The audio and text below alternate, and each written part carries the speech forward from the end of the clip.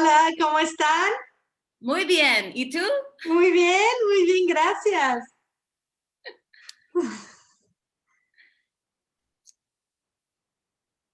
Cold, huh? A little gray, right? Yeah. Feel free to unmute. Beautiful. And today cold, little chilly. It's supposed to be a beautiful weekend, though. It's supposed to be a beautiful weekend. Good. Good morning, Jerry and Brian, Luann, and who else? Morning, everyone.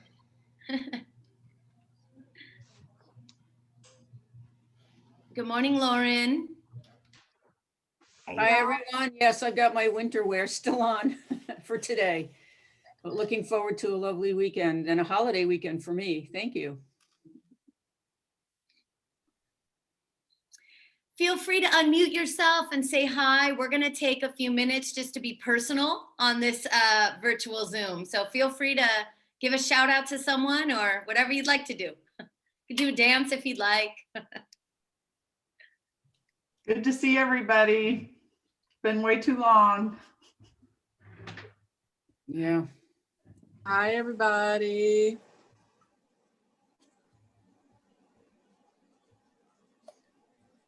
Everybody's doing emails, Sarah.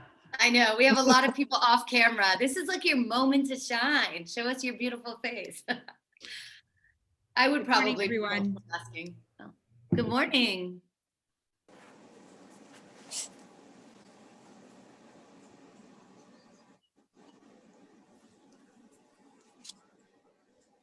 So do we have like a record number of people coming to this event today?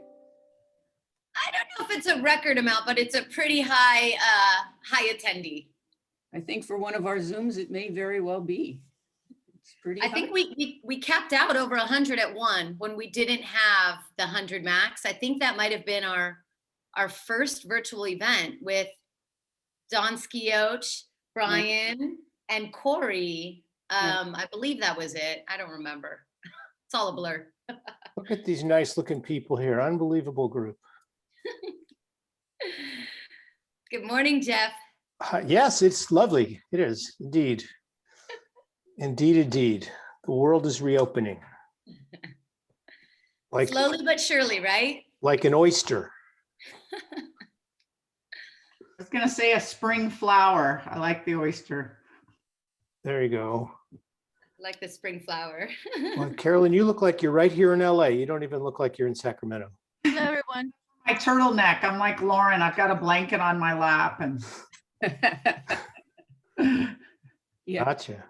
Still a Southern Californian by heart, in heart, right? Absolutely. I love seeing all these faces. Heather, I don't think I've seen you in quite a while. I know. How are you? I'm wonderful. How are you?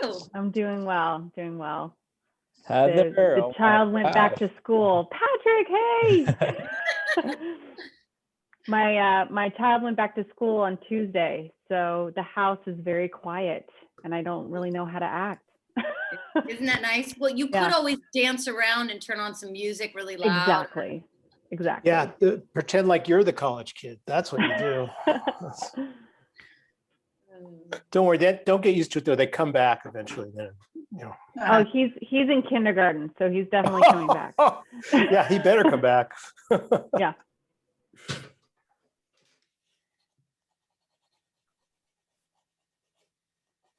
We'll probably get started in a few minutes, so feel free if you haven't had a chance to say hi to everybody and you feel comfortable doing that, feel free to do so.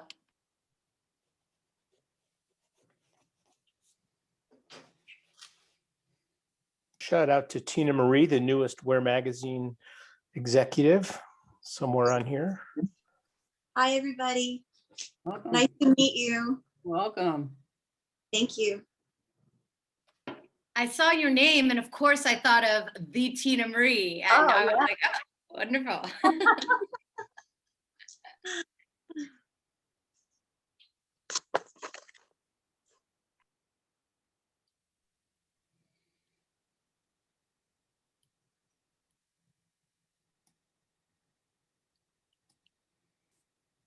Tony, Wow. All right, we'll probably wait a couple more minutes. I think we have about 50 attendees now and growing. That's so exciting. What a wonderful group. Good morning, Manny. Oh, good morning, Tony. And Jasmine and Solimar. I'm happy everybody's joining today. Sarah from the aquarium. I see Steve. I haven't seen you in a while.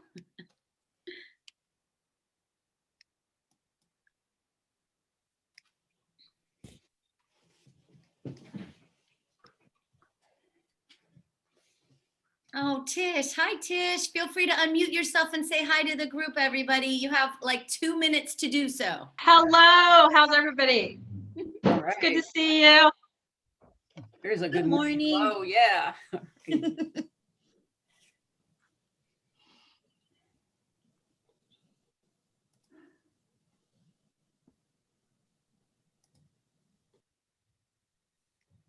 Patrick, it's aren't so you quiet. cold sitting outside?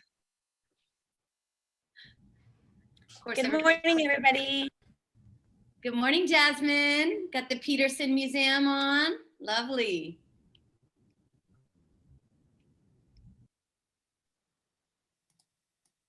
It's wonderful. All right, we're gonna wait about 1 more minute. So if you'd like to say hi to the group, feel free to do so. See a lot of people utilizing the chat. We'll be using that in a moment too.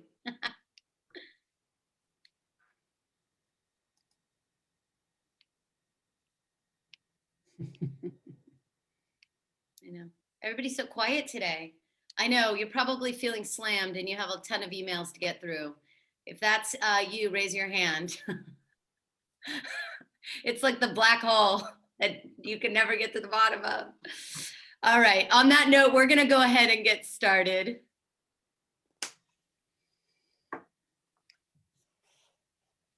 All right. Good morning and welcome to another TTMA virtual event. I have no idea how many we've done so far, but it's been quite a few. It is so exciting to finally be able to say that we are indeed moving in the right direction and that we can all see a light at the end of this very long, unplanned tunnel. With the most recent update of the tiered system, the majority of California is in the red tier and some counties already in the orange. Things are opening up for business again and looking up. I won't spend too much time talking about this since our wonderful speakers will be discussing this and much more shortly. But I will continue to say this, even with things looking brighter, we are still here for you.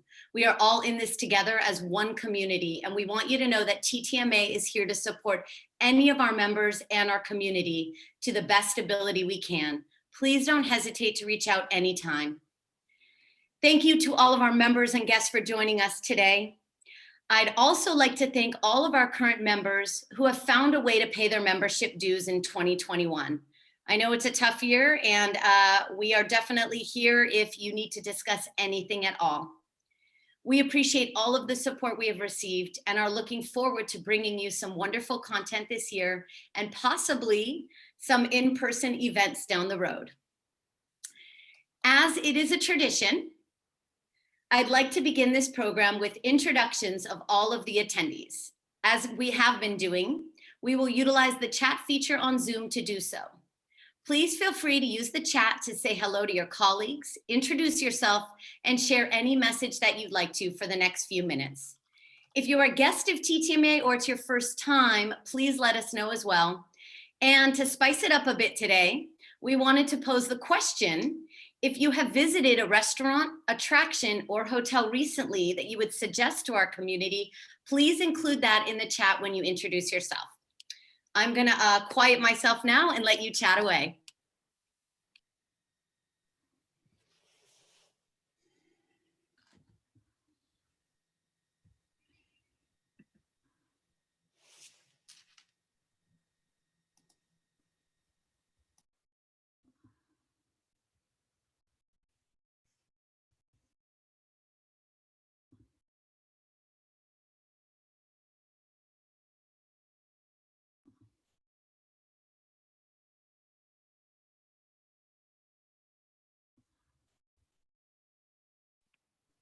No, love it. A shout out to the San Diego Zoo.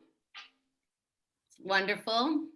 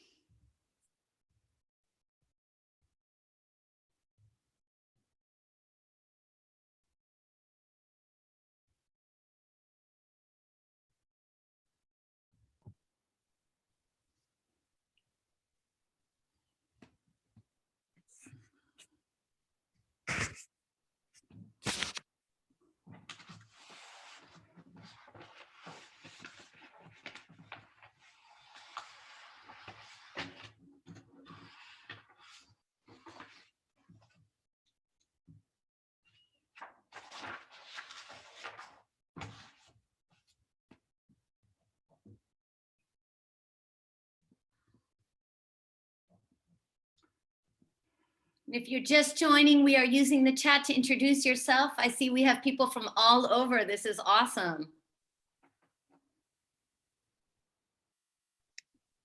Republic of Pi, huh? That sounds good right about now.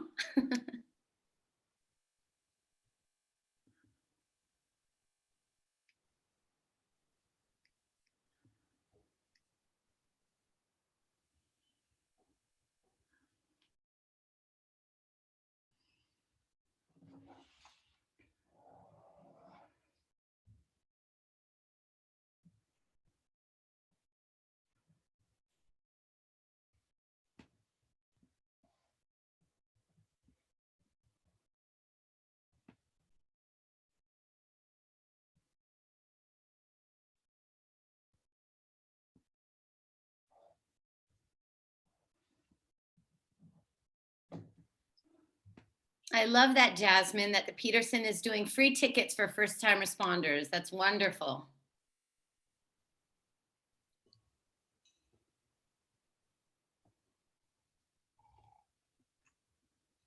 I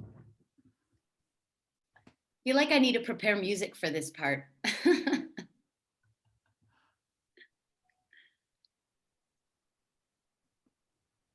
You can tell from our faces, Sarah, that we're all like just typing away. I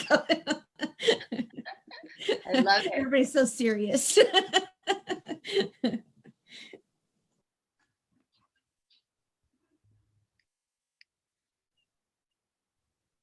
Wonderful, wonderful. I see it slowing down.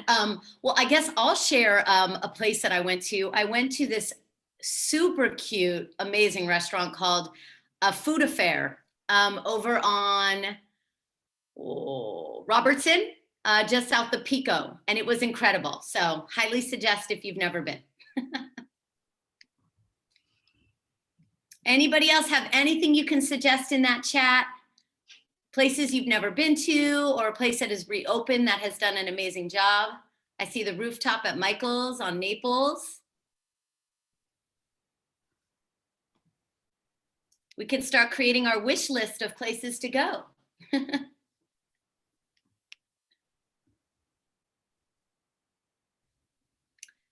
Norano, I don't know if I pronounced that right, but all right, Beverly Hills. Is that a restaurant, Jeff? Oh, yeah, it's great. It's great. It's part of that Tuscan group. It's really fantastic Italian. Perfect, perfect. Awesome. Well, thank you again. Thank you guys for utilizing the chat. It's lovely to see so many new people and guests. Before we start today's special program, I am waiting for Misha to get to the slide. There we go. I'd like to acknowledge our TTMA board. Our executive committee members, Kevin Lorton, past president, Diana Elmore, vice president, Carlos Montenegro, treasurer, and Lauren Schlau, secretary, as well as all of our other board members and our TTMA administrator, Misha Boxer. I can't say this enough, but I think in all my years being involved on this board, our board of directors has really stepped it up and everybody has been so helpful. So thank you so much to all of you. And now, before we begin, I'd like to have Lauren Schlau introduce our speakers for today.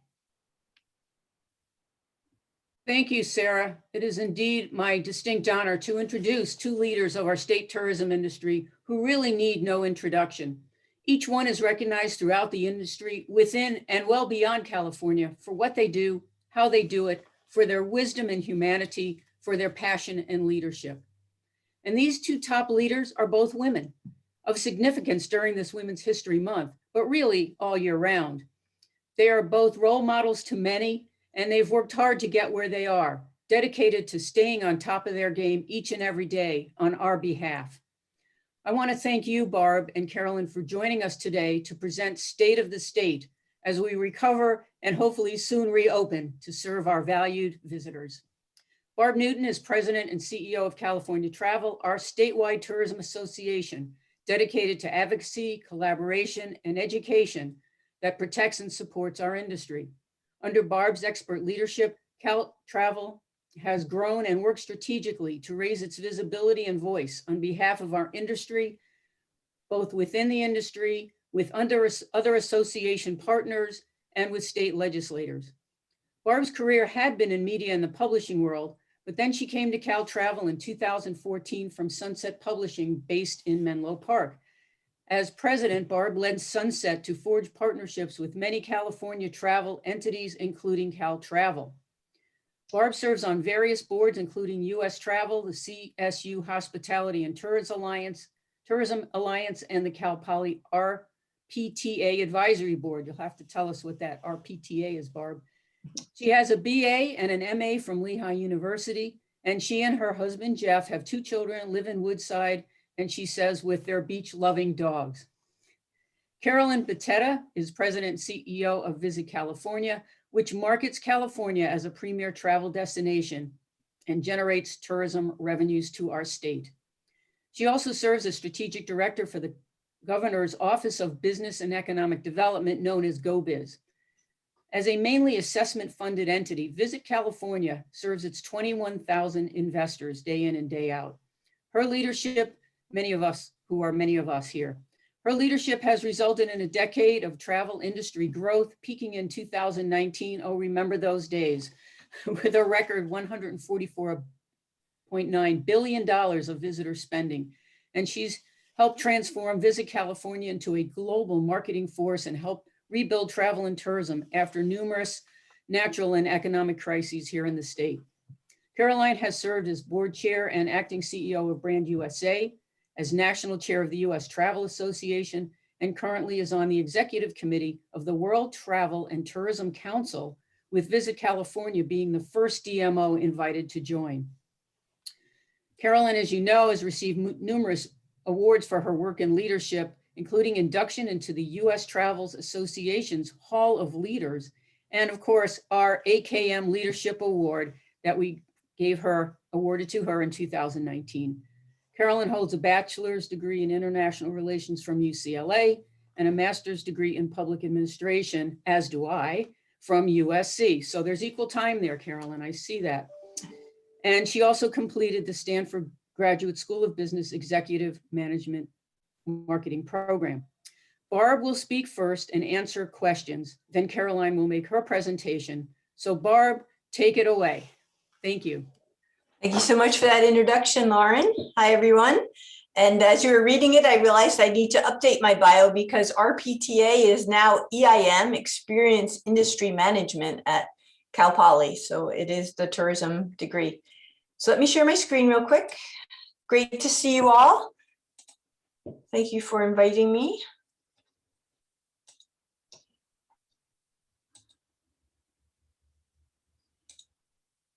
I hope that works for you.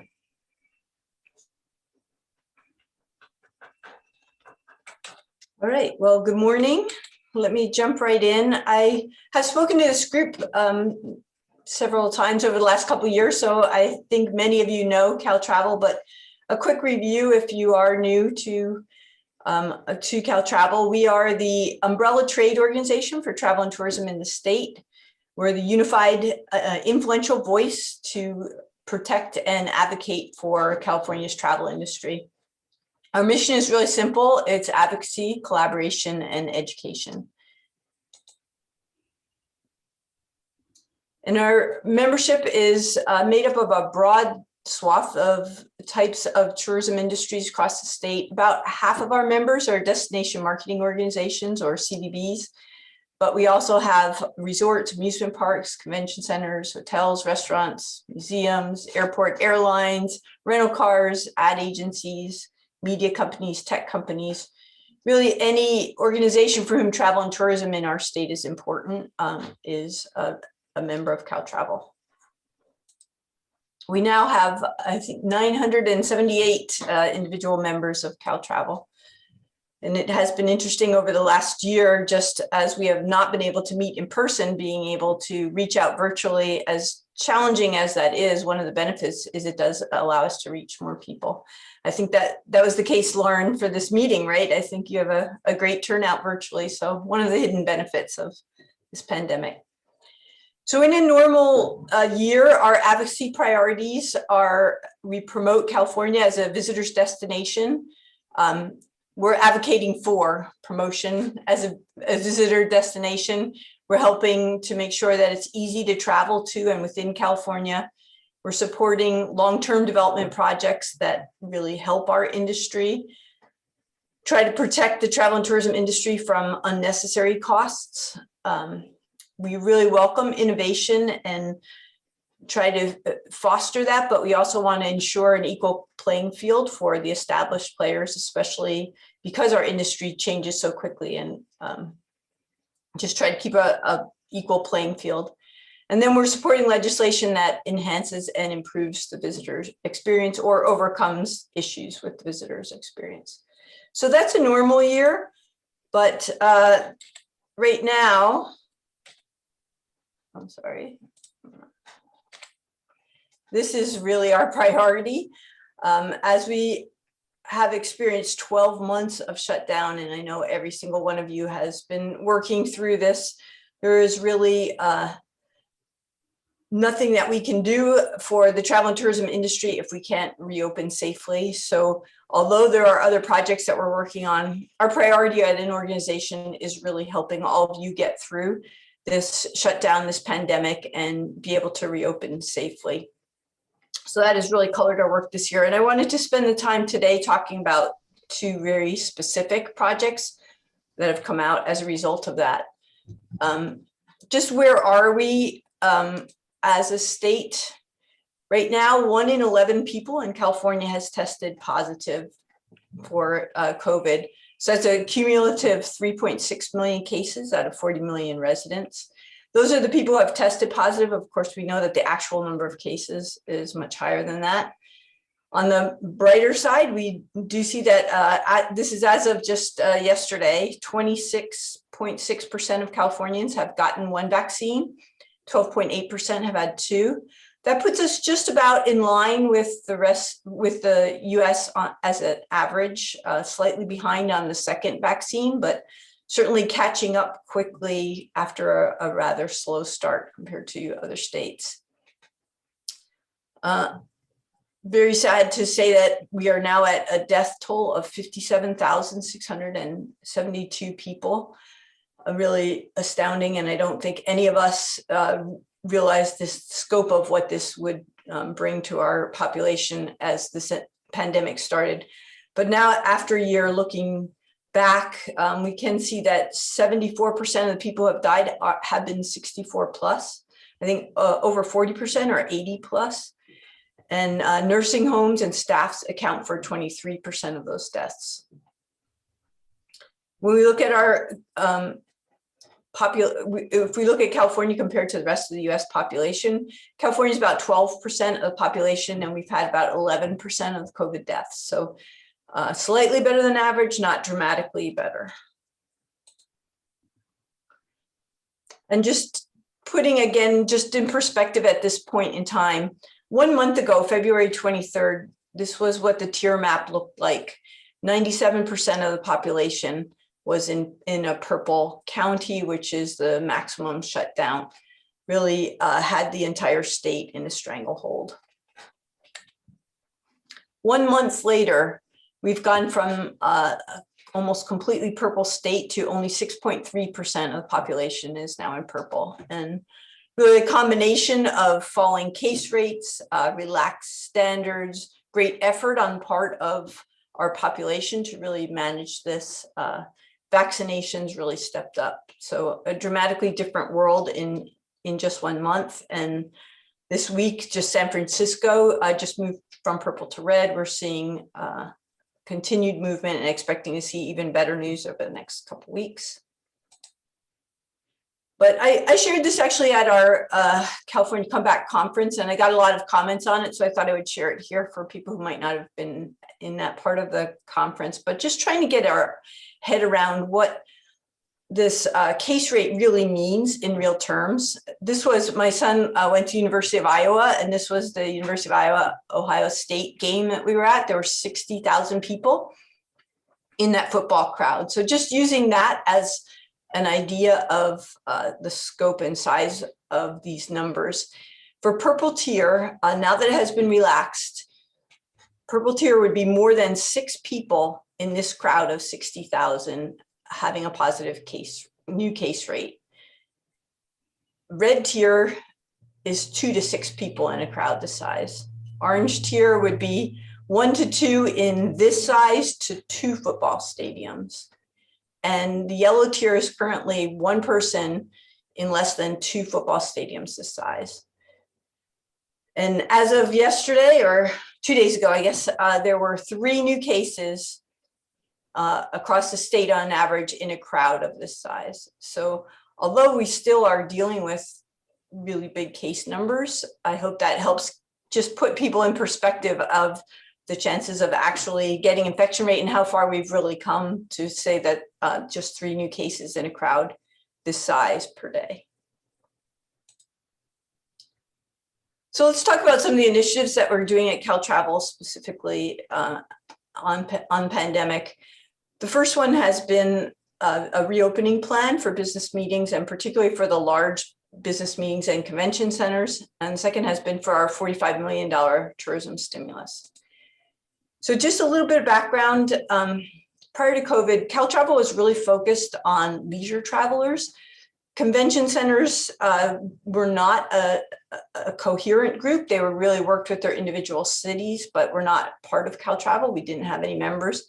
But as this pandemic hit in April, convention centers and their DMOs came to us. There were the 14 largest ones in the state came and said, we really need to advocate for ourselves as convention centers. And is this something CalTravel could help with? So we ended up bringing another convention center on, all of the CVBs in those areas, labor, few other allies for convention center businesses, vendors in that industry, and started really talking about what we could do to help put together a plan to help for a safe reopening.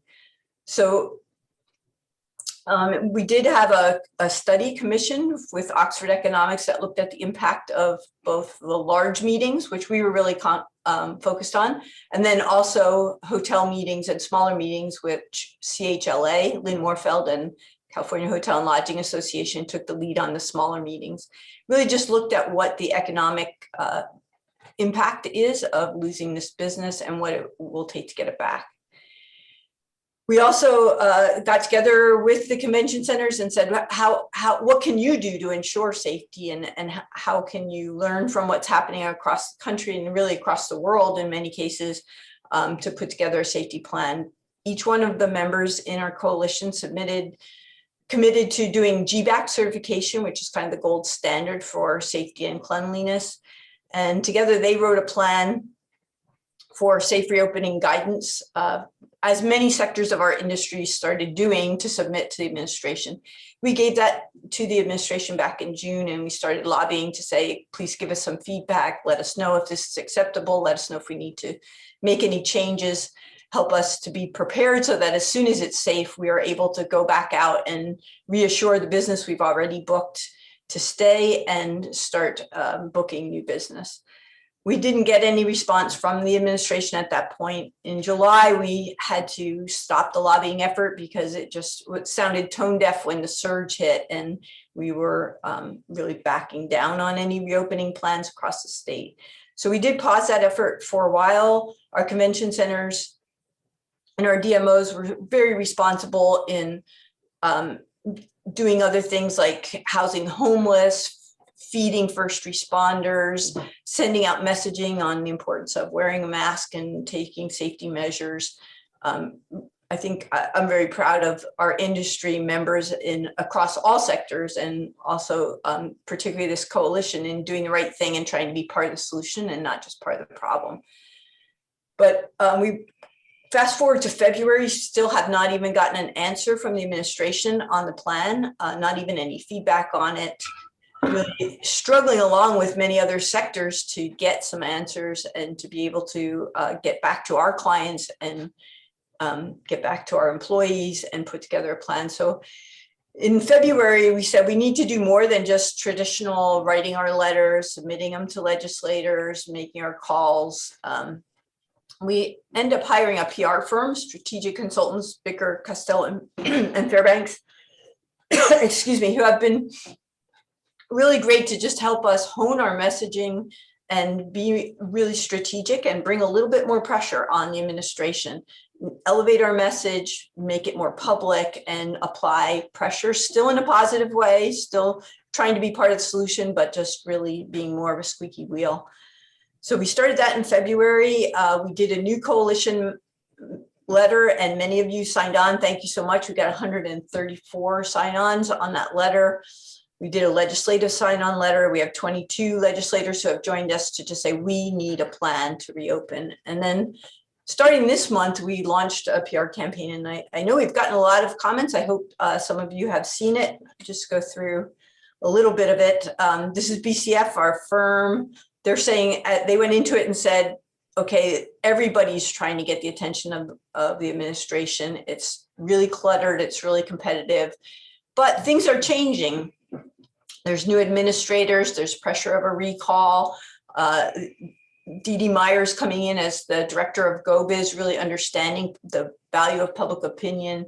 We have a chance to apply pressure in a way that we didn't before, so let's really try to do that. Let's leverage our local stories and our economic impact, and most importantly, our jobs. So we came up with this slogan, reopening tomorrow requires action today. We worked with our coalition to create a tagline, a logo, and really launch our efforts. And just in the last couple of weeks, starting at the beginning of March, we put the press releases out there. We started doing interviews with the media. We were able to get a lot of attention and started to get some coverage from broad-based consumer media. And right now, as of last week, we started our paid social media campaign and started out just putting it out in Facebook and Twitter and Instagram. And then as it got more attention, doing a retargeting to the administration to let them see the comments. And we have to monitor those comments because people are really angry, but there's a lot of just groundswell of support saying we can't compete until we have a plan. We're, especially for large meetings and conventions, we need 6 months to save the business that we even have before we even think about rebooking. Right now, we're losing business into 2022 already, and we really need guidelines now. Sorry. We're also really trying to ground our information in facts and making sure that we're educating as well as being a squeaky wheel. And part of the pitch that seems to be resonating is just the fact that every month that goes by without any action by the administration is costing us $4 billion, and really just trying to bring urgency to the message. We are the only state right now that has no guidance for meetings. I understand the governor has a press conference today at 11. It started already. Maybe something will come out. They've said by the end of the month, they'll start giving us some guidance on small meetings, but we know we're far away from getting guidance on our larger meetings. So where do we go from there? We're continuing to seek out opportunities to just make sure that we're part of the conversation. We're working with local officials. We're working with health officials. We're trying to just bring attention in every way that we can. We've enlisted all of you and gotten a great response so far. I really wanted to say thank you to all of you who are helping us amplify our messages. And if you haven't yet, or if you want to continue doing that, we have a toolkit on our website. If you go to caltravel.org homepage, you'll see a banner right at the top that gives you this campaign, gives you graphics and messaging. It makes it very easy for you to do on your own social media. We really encourage you to get involved and help just raise the level, raise the voice, and apply pressure so that we can get the attention that we need. And we have templated letters. We try to make it as easy as possible for you. So I really hope that you'll consider joining us on this campaign. The second big initiative that we're doing right now is our $45 million tourism stimulus, calling all Californians. I know Carolyn will be talking a lot about the marketing of it, but I wanted to talk about the advocacy side of it. So if you were at our conference, you heard Senator McGuire talking about SB 285, the bill that he introduced to support us with the $45 million tourism stimulus. He has been an enthusiastic and very vocal proponent.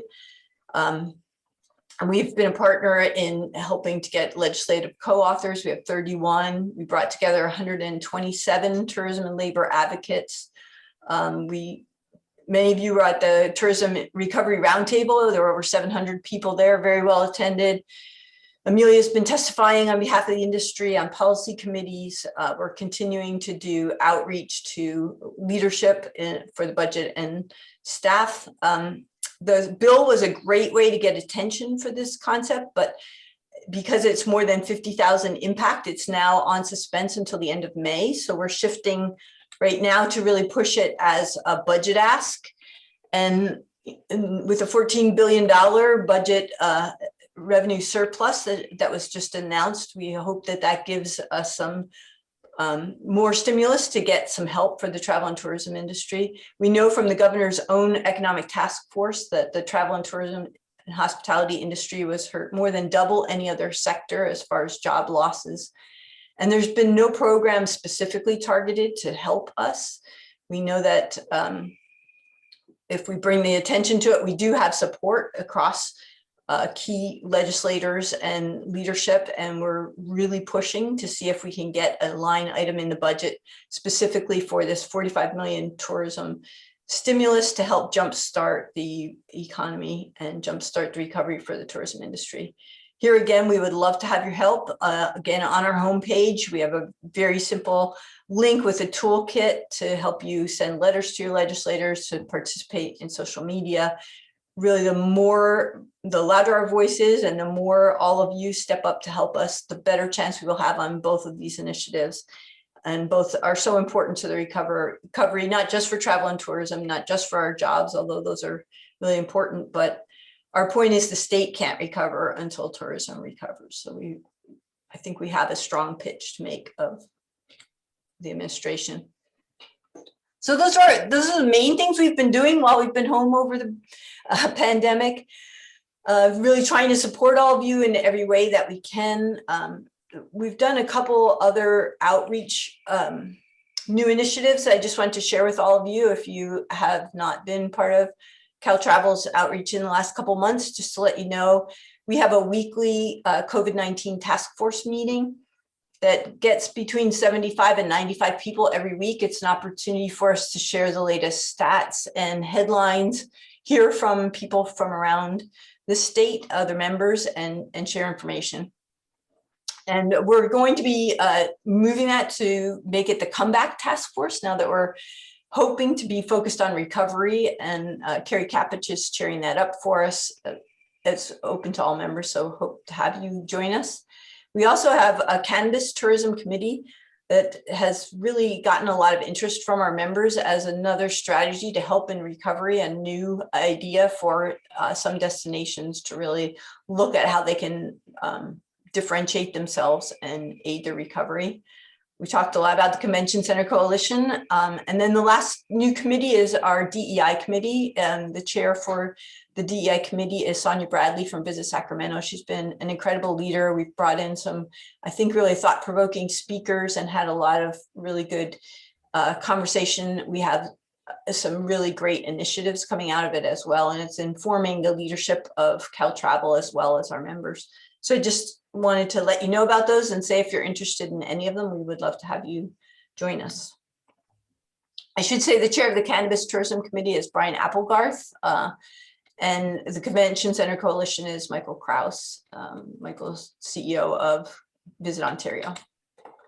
Then just the last thing I wanted to mention is that we do have our live summit coming up September 12th to 14th at the Beteta Hotel and Spa in Huntington Beach. We did have a virtual conference in March, as Visit California did as well. And I think both of us would say it's wonderful to be able to have an opportunity to do virtual, but we can't wait to get back to live events. So we're really looking forward to welcoming people back in September. We're very fortunate at this hotel that we're going to be able to do almost all of our sessions outdoors, and we will have the highest standards of safety, security, and cleanliness, but we think we can do it safely as a live event. So please put that on your calendar or register right now. Registration is already open. So until then, I appreciate you guys listening to us virtually and participating in all the ways that you have on our initiatives. And if I can answer any questions, I'd be happy to do that. Thank you so much, Barb, for joining us today, for all of that information, and for all that you and CalTravel have done and continue to do on behalf of our industry. I know I speak on behalf of everyone here. We greatly appreciate you and CalTravel.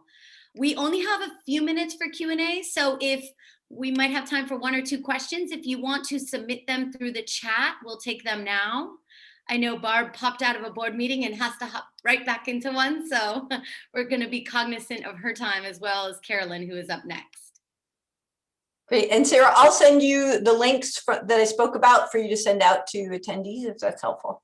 That's perfect. And thank you for reminding me. We will be sharing the data from today to everybody who has attended. So Diana Elmore from Merlin Entertainment has asked, will the March on Capitol Hill take place this year, and how can people volunteer to join?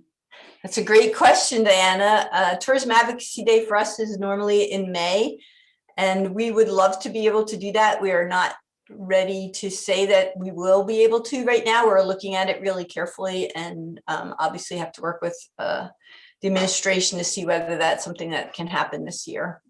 It's still definitely being looked at, but honestly, I don't know that we will be able to do it this year.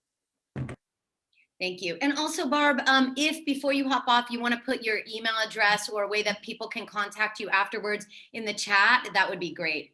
So I'm going to take one more question. T. Kuglin, and I don't know what your first name is. I apologize. The CDC says that non-resident need to still quarantine visiting California, I think. No statement saying they are vaccinated or not. Any idea when on that policy? I don't know if I said that right. No, you know, the administration is really focused on not allowing travel right now. They've really tried in their earlier guidance to keep that 120-mile radius for all of their guidance. Now they're really focused on what we're hearing is, you know, just in state, not allowing people to come in from outside of the state. It'll be really interesting to see the meeting guidance that they put out, but what we're hearing is that they're going to try to limit it to in-state, which obviously for all of us for business meetings and conventions is really a non-starter. But right now that is still part of their directive, is they're trying to really limit the number of people who come in out of state. So I'll keep you guys posted as we hear more on that, but that is the stand right now that they're taking. So I'll put my email in here and happy to follow up with any of you after it. Thank you so much for the opportunity. Great to see you all. Thank you, Barb. We so appreciate you. And now smoothly and quickly on to our next wonderful presenter. You know, I have to say this is a great way to end Women's History Month with 2 powerful female successful leaders in our industry. Carolyn, it is your turn. Oh, thanks, Sarah, and thanks to Barb for all the great work that CalTravel is doing on behalf of all of us and all of the members that are just incredible voices that are making a difference, frankly. It's great to see everybody. The last time I was with you was at Dodger Stadium. Who would have thought that we would be now on a screen? Because that was, I still hearken back to that time. What a great day that was. What a picture perfect day, great attendance. And it was just great to be with all of you, and so honored to be a recipient of your incredible award. Before I start, I want to give a shout out to Sarah too, because I really enjoyed your silent chat. That was fantastic. I didn't have anything to add that fell into that category. However, I did go to the U.S. Travel Board of Directors board meeting. It was their first in-person board meeting. It was in Florida. And I was on a nonstop flight back from Miami to LAX, which was full and sold out. And I was thrilled to see that because frankly, given, you know, how intense California's lockdowns have been, actually 51st in the nation, not only is our lift factor anemic compared to Florida, but our load factor. So to get on a flight that was completely full was refreshing, and LAX obviously did a great job receiving everybody. So anyway, too long to put in chat, but I think I'll be ripping that off, Sarah. I love that idea. It was kind of fun. And I agree with you. You need a little music bumper in there too. Anyway, great to be with you all. I'm going to build off what Barb's doing and CalTravel's great work, and really just focus on how Visit California has responded to the pandemic to date, what the forecasts are telling us, and most importantly, sharing a vision of how our industry will lead California's economic recovery. For those that are not familiar with our organization, I just want to note who Visit California is.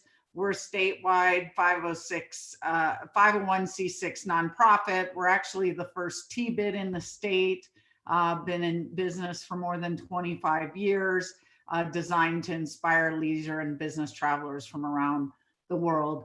On the next slide, you can see exactly, you know, the companies, iconic brands, global brands that are represented on the board, incredible C-suite executives that guide and inform our response to the global environment, many of which are, you know, have operations. Most of them have operations in Orange County and Los Angeles. And their job really is to represent the over 21,000 assessed businesses or investors throughout the state. So we have been very tightly synergized with that board since the outbreak of COVID, which has been just an incredibly tough year, as you all have experienced it personally. As the U.S. Travel Association likes to note in their advocacy efforts for travel and hospitality, unemployment has been twice that of the Great Depression and 10 times the size of 9/11. And you can see that from the next slide I'm about to show you, and the tragic decline in travel spending that California suffered last year, which represented about 59.3%. Also worthy of note that while we will see business start to come back with the openings, it will be a full 5-year recovery with some sectors lagging. Unfortunately, employment took a huge hit with a 9% decrease year over year, which was actually one of the highest in the country. So it's going to be a long road ahead. I think it's important to note on the next slide, you'll see the difference between the trend lines in domestic recovery versus international, that domestic line being the blue line, international really not starting to close the gap on recovery until 2024, which makes our job more focused on domestic. And I'll get into that in a minute. And of course, again, the great work CalTravel's doing on the business and conventions front, very much needed. The next slide shows you kind of the gap we're seeing on business versus leisure recovery. Again, that gap not closing off until about 2024, unfortunately. So, that is bread and butter to our travel industry. It's book business. You get it in advance. Very important in terms of inventory management. Almost 20% of travel spending in California is business travel. Before 2020, the visitation or the loss in actual business spending for 2020 is about $19.2 billion. So huge. And again, as Barb said, we're very much behind the 8 ball, not having planning guidelines. We're going to use California Tourism Month, which is coming up in May, as a platform to communicate and amplify what CalTravel is doing on behalf of the industry. We usually do this as the kickoff to the summer travel season, releasing our impact numbers, but it will have an even bigger role as we head into recovery. So I'm just going to move into the marketing piece and the recovery element of how we've shifted, which is really is poised around 3 primary goals. And that is preparing for when we can more actively welcome travelers, facilitating responsible travel for those moving around now, and providing industry support. This is all embedded in a very sound research and data-driven approach. And frankly, Visit California has had to make many pivots early on to address many of the changes and really increase research on behalf of the industry. So some of the key changes that we made was drastically increasing the cadence of data analysis by providing a weekly COVID-19 dashboard. We are also looking at expanding the frame of references to account for multiple impacts, including public health impacts, economic, and consumer sentiment.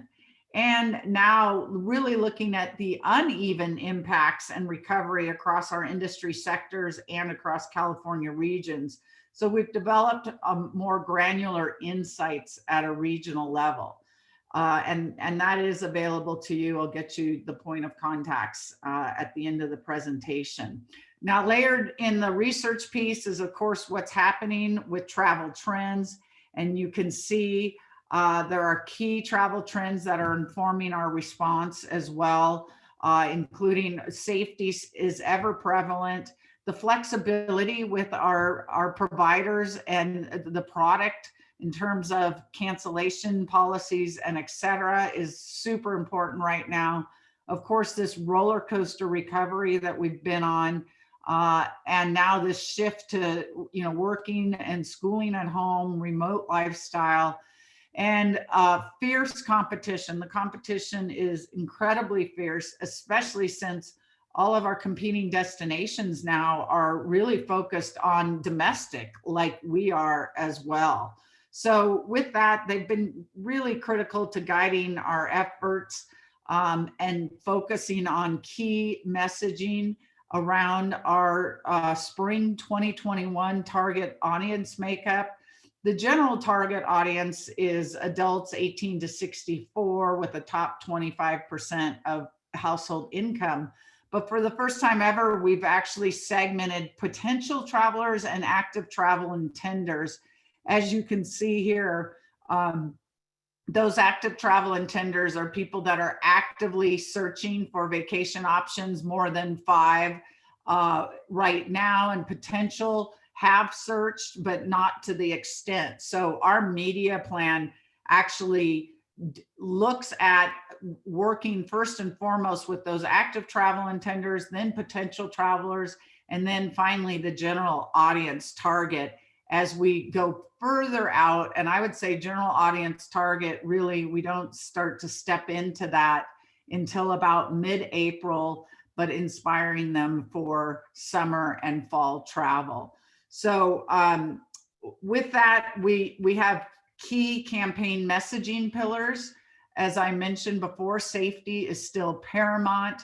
And I'll share with you some of the activations we've done. Many of you have seen our PSA, Never Normal, as well as Safe Travels.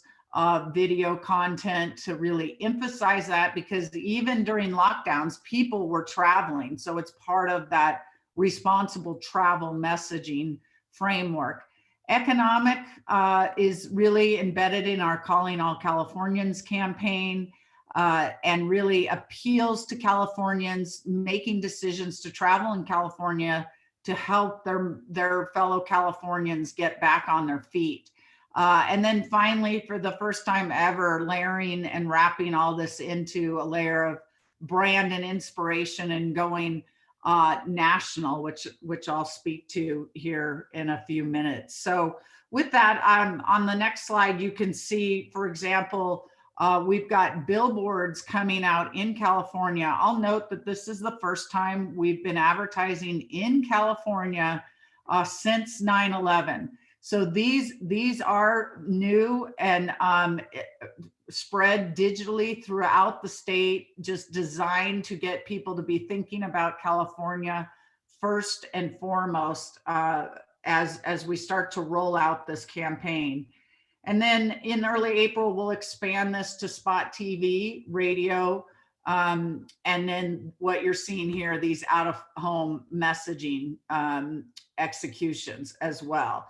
So first, I just want to share with you guys one of the videos that worked so hard for us, not only in a safety message, because we shot it twice. So we shot it with safety messaging, and then we turned it over to use the same content, but with that economic recovery sense. So let's check that out first.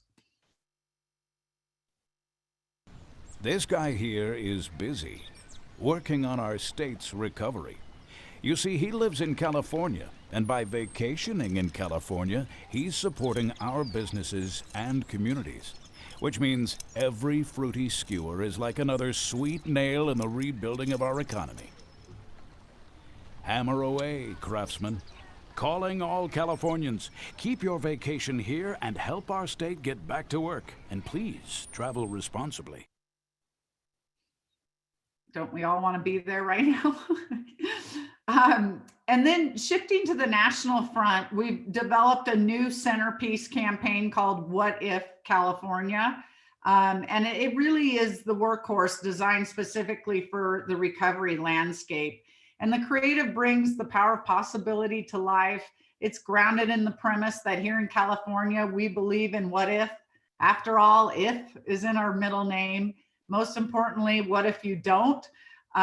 We debuted it at Outlook Forum, so some of you can see some of the images that we have here.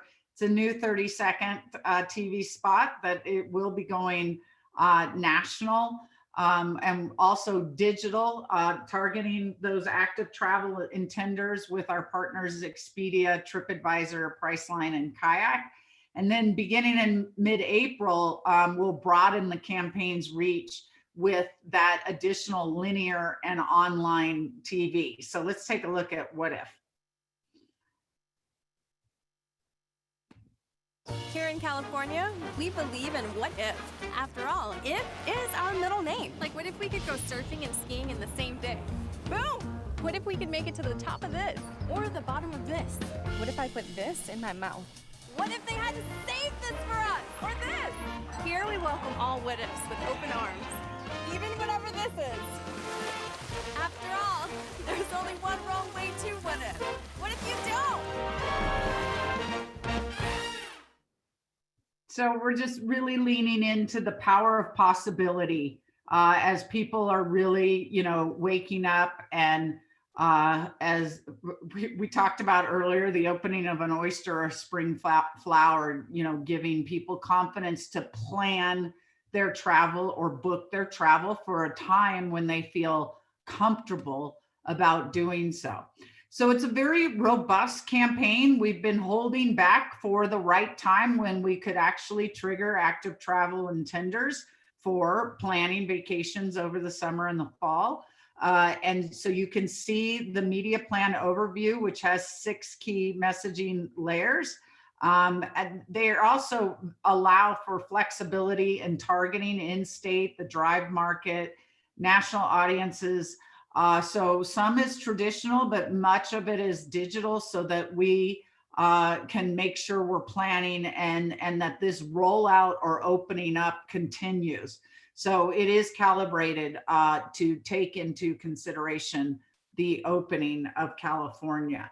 As I said, it's very robust. So for total spring investment, we're talking about $24 million, 23.8 to be specific. It'll deliver a national reach of 6.4 times 67% of our target audience.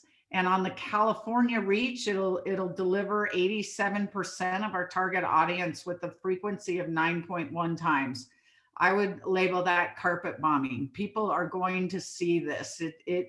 We have been holding and waiting for the right time. Most importantly, since COVID, we have shifted to a lower funnel and have activated some very robust co-branding or co-opportunities that have been very successful in the fall. And we've increased that match to 30%.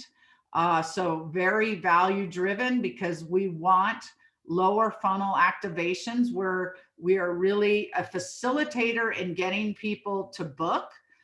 So you can see our partners that we're doing with our co-branding or our media partners, with our destination partners and other partners, with a call to action directly to the specific destination. We are also looking at doing this for the stimulus money if that comes to pass. So it's very important. And as a matter of fact, we're increasing the media value to 50%. And that is compounded with a 25% discount from the media partners themselves, plus 25% in bonus impressions. And we're covering the production costs.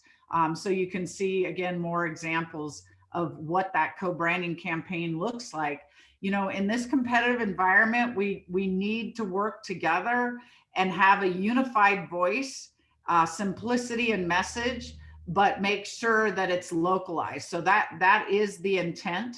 And it also helps with the successful passage of the stimulus, because the campaign thus is localized. So with that, I'll just close by providing you guys some industry resources that are on the next slide. If you go to industry.visitcalifornia.com/coronavirus, you can sign up for our weekly emails, as well as our monthly research dashboard, our industry talking points, and access to the research portal. One additional informational platform we have is with the success of our virtual Outlook forum. We couldn't fit all of our content into those 2 days. So we are now launching Virtual Outlook Forum Plus, and we've already had 2 successful Outlook forums, and we have one coming up on April 14th that'll focus on Mexico, and then eventually followed by the UK and Canada, just as we start to plan for international travel. So if you just go to outlookforum.com, you can register and actually view past recordings, not just the Plus content, but through the end of March, you can view all of the Outlook Forum content. So with that, I'll turn it back over to you, Sarah, to answer some questions. Thank you so much. That was amazing. And it is so incredible to see what you guys have done. I attended the virtual Outlook and it was very well done. These virtual events are pretty tough. They take a lot of planning. So with that, if you guys have any questions, please submit them through the chat. We do have a few minutes. So let's see if any questions come up.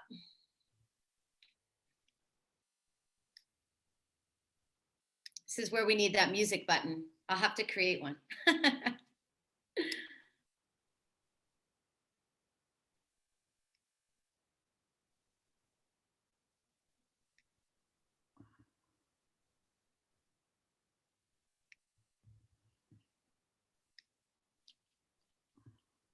And if no questions come in, we do have a pre-planned question that we might throw your way.